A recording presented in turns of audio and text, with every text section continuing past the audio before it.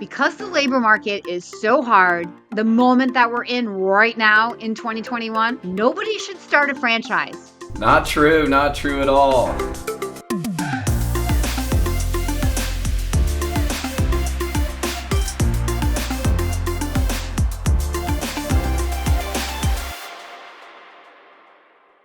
Welcome back to the Daily Coach YouTube channel.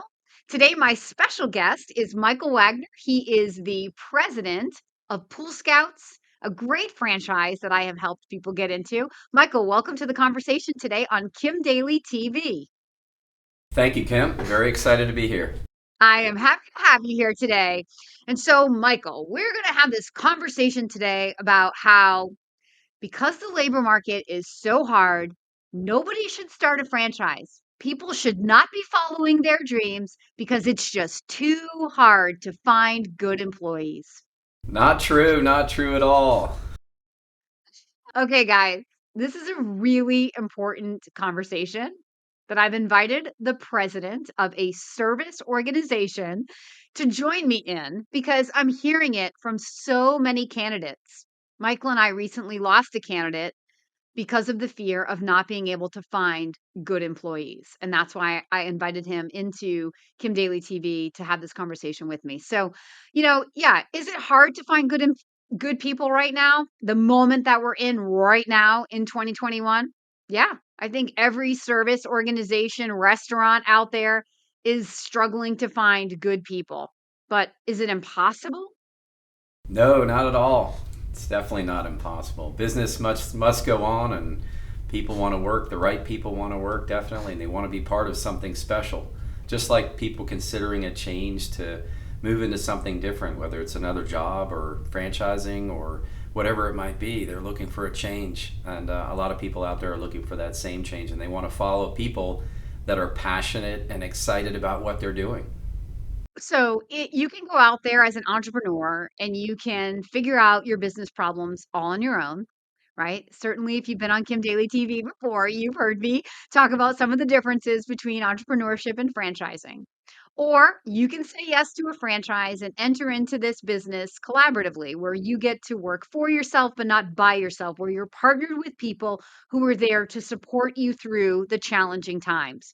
So, Michael, tell us a little bit about what your franchisees are doing, what your leadership team is doing to help your franchisees find good people or create good people. Well, both things happen. We're in a space in the swimming pool cleaning and maintenance business, which is traditionally not the most professional place in the world. And really, our brand promise is making it that much more professional. And we start with the people, just like any business. So, the tools that we provide our franchisees to help recruit employees, we use a couple things. First, we have a corporate arrangement with Indeed that really is a landing page, standardized job descriptions across the country in the different franchise locations that we have.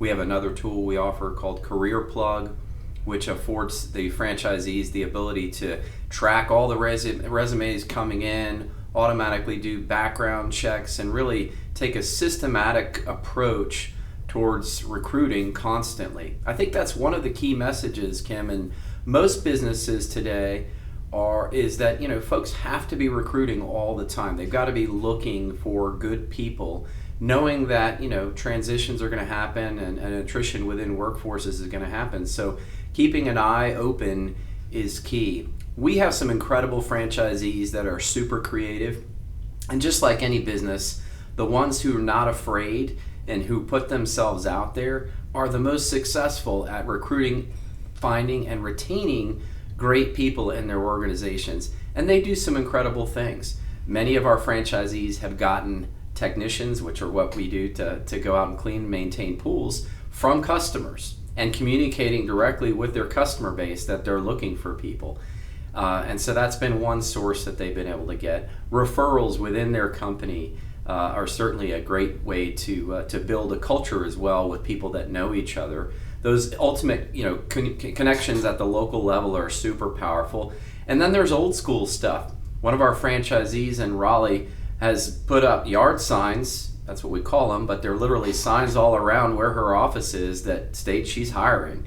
So old school type things combined with the digital side of things and the community oriented stuff really is the key to do it. And ultimately, the owner can be on the look for good people anywhere. One of our franchisees in Houston, Brent Barrage, had a great experience at the cell phone store where he was getting new phones for his business and had a great interaction with with the salesperson. Ended up hiring the person at his business, stealing him away from that business. The guy was interested once he heard a little bit more. But I think the key is obviously keeping your ears open and eyes open for great talent and people wherever you are.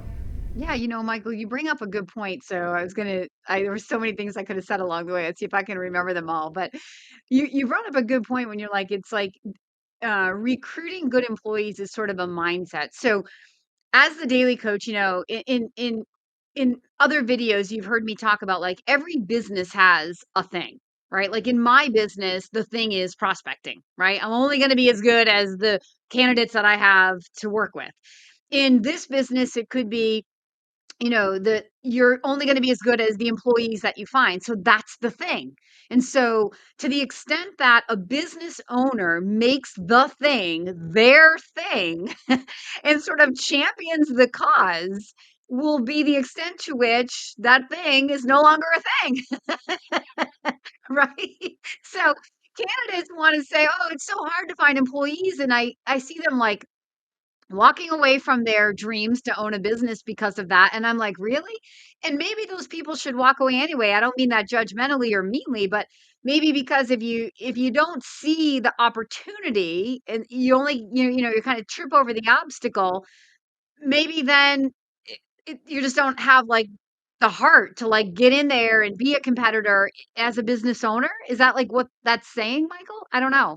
I 100% agree with you. The folks that tend to, as business owners, and in our business, we're very much of a community-oriented We're in people's backyards every single day cleaning their pools, and Why, that's franchisees have, 900 plus customers in some cases. That's a lot of relationships to manage and a lot of technicians ultimately. So we're in the people business, and the people that are not afraid to put themselves out there, either in the community to help attract customers and build their overall brand awareness and their business ownership awareness in their communities, or by creating this culture by which they're proud to have employees and folks as part of their team that want to follow them. I mean, it really comes down to their workplace culture that they create, and the ones that are assertive and that are willing to take the chance to get into business in the first place tend to be really good at that, and then are much more successful in operating their business as well, because everything we deliver in our business is through people.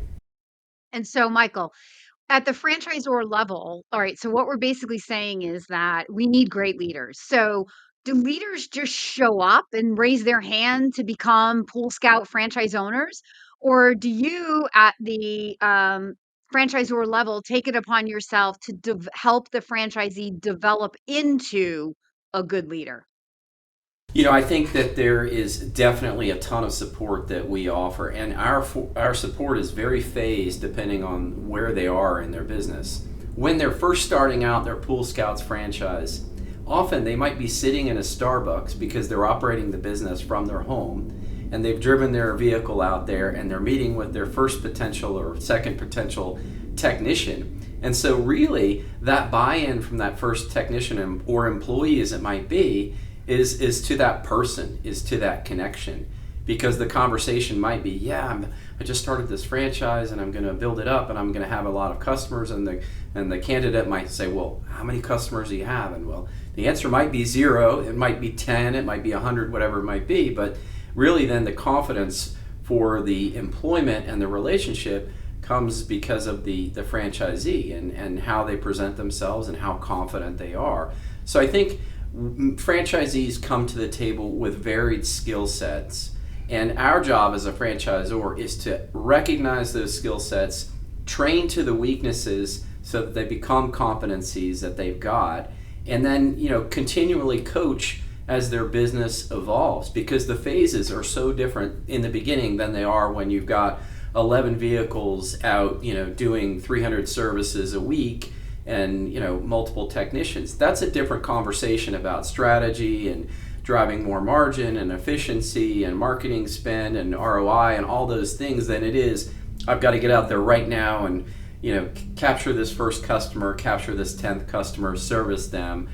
So we really have to take not a one size fits all approach, but understand the strengths and weaknesses of the candidates, of the franchisees themselves.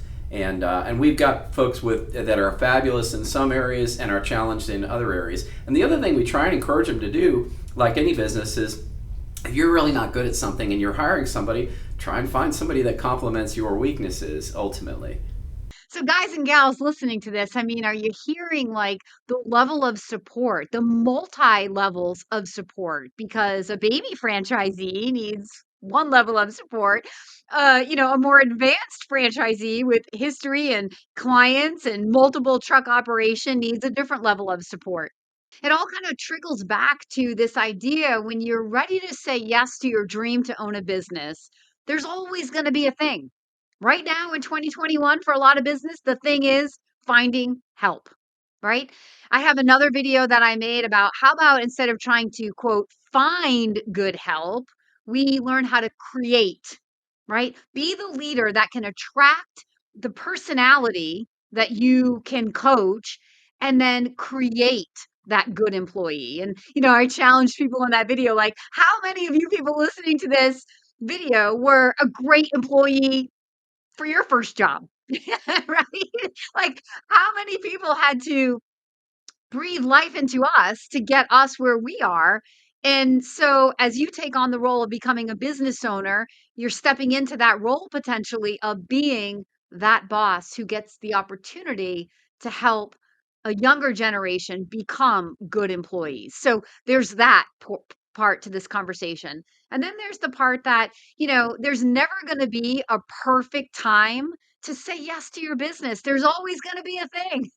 And if you're going to make it about the thing, you're never going to be able to realize the dream. You're never going to be able to enter the arena. You're never going to be able to say, I took a chance and I tried to build a business. And what if it works? Right? What if you become the boss that people just love to work for and you have the problem of having too many employees? Like it could happen, right? So it's all about the ownership role and taking it, not looking to the franchisor. But in this conversation, you've heard the franchisor mention all the different like support tactics and strategies and how they're there to help you meet you, right? It's individualized, it's not a one size fits all approach. So, this idea that when you come to own a franchise business, you are in business for yourself, but you're not by yourself. You don't have to struggle on your own. You don't have to be the one solving all of the problems, figuring it all out for yourself. Yeah, I love it. I love it, Michael.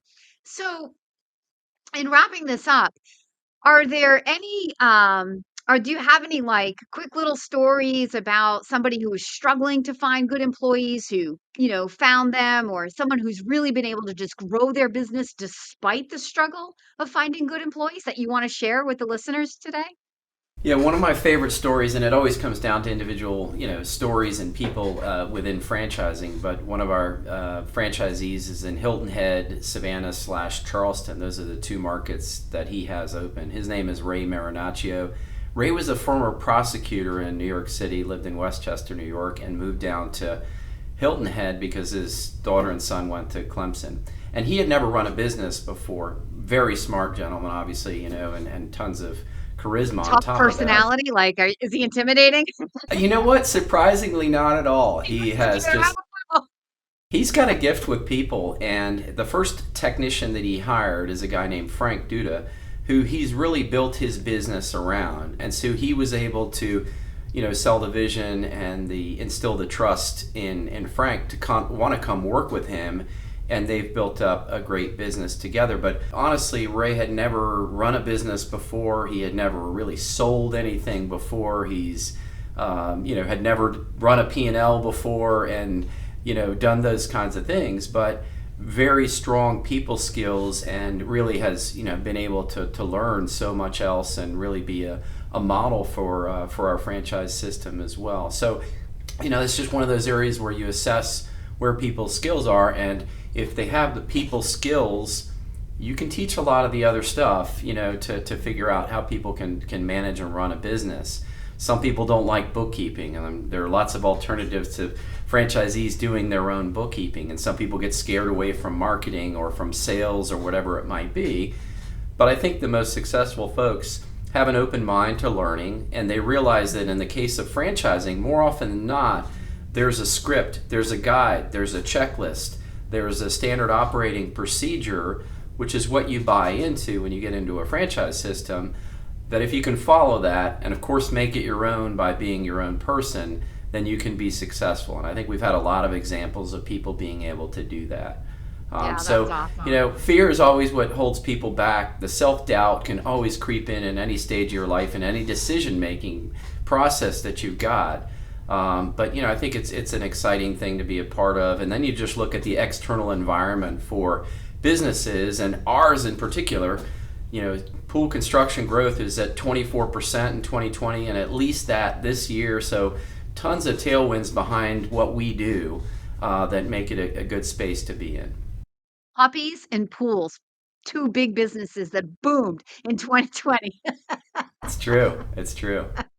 It's, well, I really appreciate all that you just said. Listeners out there, the candidate that he just, mentioned, someone who came to the idea of owning his own business, who had never sold anything, who had never run a P&L, like that is the typical candidate that we work with every single day. That is you, the person listening to this video who's doubting, do I have what it takes? You do have what it takes if you have the dream to own a business.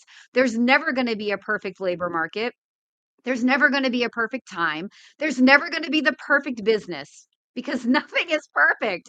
When you're ready to say yes, you're going to step up to the plate and you're going to build that business to the perfection that you can, and hopefully you will be able to live the life of your dreams through that business. That is why Michael's, inspired to do what he does, and I'm inspired to do what I do. It's why Kim Daly TV exists. If you've enjoyed this video today and this conversation with Michael Wagner, if you'd like to learn more about Pool Scouts and or learn more about how you could step up and become a franchise owner, I encourage you to leave a comment below and or reach directly out to the Daily Coach. Michael, thank you for being our guest today. Thank you very much, Kim. Thank you. Until next time, everybody, I am Kim Daly, and I want to be your daily coach.